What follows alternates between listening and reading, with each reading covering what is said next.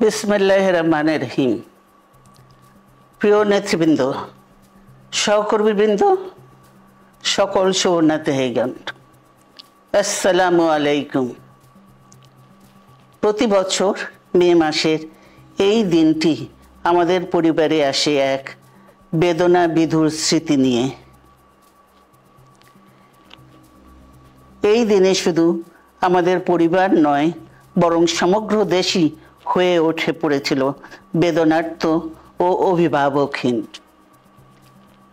আমাদের প্রিয় মাতৃভূমি বাংলাদেশের জন্মের সাথে জড়িয়ে থাকা এক অবিচ্ছেদ্য নাম শহীদ প্রেসিডেন্ট জিয়াউর রহমান, যে চট্টগ্রাম থেকে স্বাধীনতার ঘোষণা করে তিনি এ দেশের সাথে তার নাম অবিচ্ছেদ্য করেছিলেন।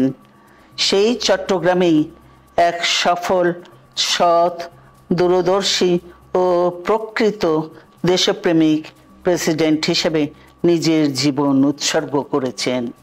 এদেশে গণতন্ত্র, স্বাধীনতা, সংবাদপত্র ও বিচার বিভাগের স্বাধীনতা, স্বনির্ভরতা ও উন্নয়ন এবং নিজস্ব জাতীয়তাবাদ সৃষ্টির অনন্য রূপকার শহীদ জিয়া, যে গণতন্ত্র প্রতিষ্ঠা আর সার্বভৌমত্ব রক্ষার লড়াইয়ে তিনি শাহাদাত বরণ করেছেন, সেই গণতন্ত্র নিরবচ্ছিন্ন যাত্রা আজও বাধাগ্রস্ত হচ্ছে প্রতি পদে পদে। খুব শীঘ্রই আমরা বাংলাদেশকে গণতন্ত্রে পুনঃপ্রতিষ্ঠিত দেখতে পাব। এই হোক শহীদ জিয়ার শাহাদাত বার্ষিকীতে আমাদের অঙ্গীকার।